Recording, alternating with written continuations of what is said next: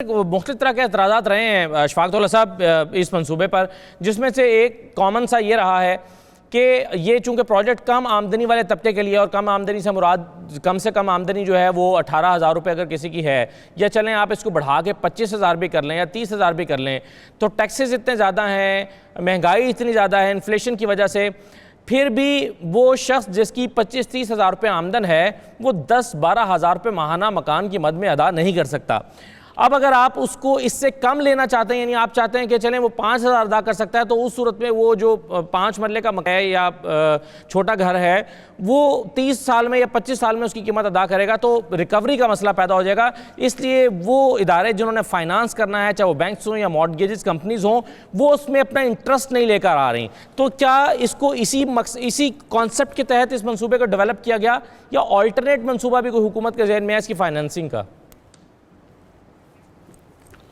देखिए, मैं आपको एक चीज़ बता रहा हूँ कि ये पूरा जो पैकेज आया था प्राइम मिनिस्टर साहब का,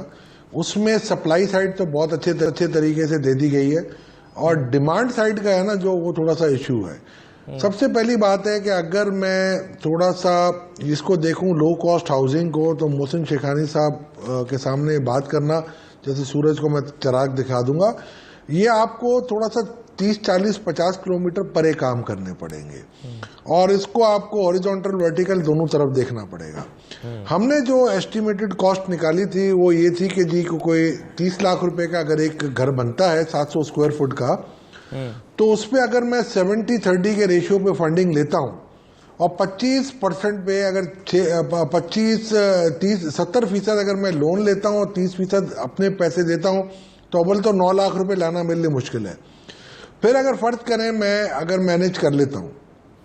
और अगर 21 लाख रुपए की आप मुझे फंडिंग करते हैं, और अगर 6% इंटरेस्ट रेट है, तो मेरी जो किस्त बनती है 22-23 हज़ार रुपये बनती है। अगर एक घर में 2 या 3 लोग कमाने वाले हैं, और अगर 50 से 60 हज़ार रुपये भी वो कमाते हैं, तो 23 हज़ार रुपये will be a big issue. मगर मैं ये समझता हूँ कि इस वक्त जो वर्किंग की जा रही है, और सुबह भी एक इसमें इम्पॉर्टेंट एक डेवलपमेंट जैसे मोहसिन साहब कह रहे हैं हो रही है, कि हम उसको कोशिश ये कर रहे हैं, वॉलंटरी हम भी हेल्प प्रो बोनो कर रहे हैं, कि इसको हम 12,000 रुपये तक के लिए हैं किस्त, ताकि लोगों के लिए बेरेबल हो। मगर हैविंग सेड दिस, अगर इवन 12,000 भी है और 50,000 3 लोग कमाते हैं, और 3 लोगों को अगर हमें कम्यूट करना पड़ेगा शहरों की तरफ उनके अपने काम के लिए, तो एक बहुत बड़ी कॉस्ट होगी इंफ्रास्ट्रक्चर डेवलपमेंट की गवर्नमेंट के लिए। दूसरी तरफ जब आप इतनी बड़ी बस्ती वहां बसाएंगे, तो गवर्नमेंट को भी एक बड़ा डेवलपमेंट आपको करना पड़ेगा वहां पर, ताकि वहां के लोगों को वहां पर बेसिक सहूलियात, स्कूल, मस्जिद, हॉस्पिटल, एंटरटेनमेंट, ये पार्क वगैरह सारे कुछ ना कुछ आपको बेसिक एम्यूनिटीज देनी पड़ेंगी। तो ये काफ़ी चीज़ें आपके पास ये प्लेट पे बहुत ज़्यादा है। तो सप्लाई साइड तो आपके पास, आप सुलेरी साहब की लैंग्वेज में बात करूंगा कि सप्लाई साइड हमने क्रिएट कर दी है, demand is a big question mark. और मैंने आपको कहा 15,000 अरब चाहिए, और ये मैं बड़े वसूख के साथ कह सकता हूं कि जैसे आबिद साहब ने कहा, मैं ये कह सकता हूं कि लाख घर क्रिएट कर दें अगर, तो बहुत बड़ा कंट्रीब्यूशन होगा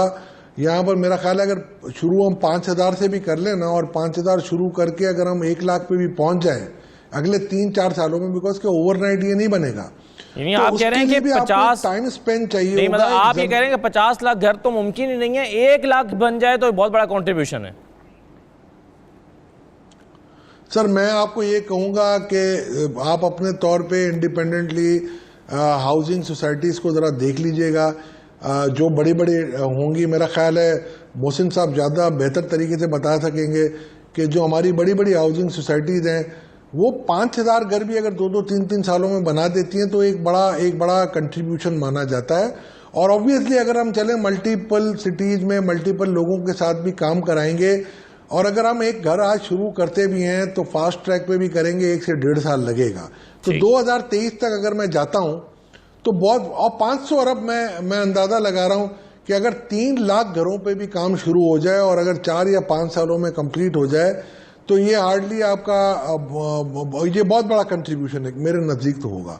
और मैं ये समझता हूँ गवर्नमेंट सेक्टर ने, इन्होंने कहा लाख उस पर हम मॉर्गेज फाइनेंसिंग करेंगे। वर्ल्ड बैंक की एक फंडेड एक है हमारे पाकिस्तान मॉर्गेज रीफाइनेंस, वो एक्टिवली इंगेज है हाउस बिल्डिंग फाइनेंस के साथ, और अभी हम प्राइवेटाइजेशन में भी जब देख रहे हैं हाउस बिल्डिंग फाइनेंस का, तो एक बहुत बड़ा विंडो हमें नजर आ रहा है नए बाहर के लिए। वो सारी चीजों को हम देख रहे हैं और उसको हम इस तरीके से इसकी एक स्ट्रक्चरिंग करने की कोशिश कर रहे हैं कि हमारे कॉमन मैन को बेनिफिट भी मिले। और हाउसिंग एक बहुत कॉमन इशू है। वैसे ही हम 1 करोड़ घर पीछे हैं, हमारी जो बैकलॉग है 1 करोड़ घर का पीछे है हम। और इससे हमारी जो है ना, मेरे ख्याल से आपको कम से कम 20 से 21 लाख की नई एम्प्लॉयमेंट जनरेट हो सकती है ओवर नेक्स्ट 4-5 ईयर्स। और एक अच्छी बात होगी आपके पास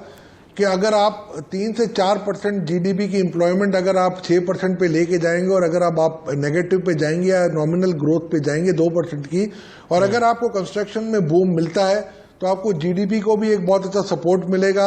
और आपकी एम्प्लॉयमेंट को भी एक बहुत बड़ा बूस्ट मिलेगा। मैं समझता हूँ ये वो फैक्टर्स हैं जिसको अभी इस वक्त सोचना चाहिए। हमें ये नहीं सोचना चाहिए कि हम 1 लाख घर बनाएंगे कि 5 लाख घर बनाएंगे।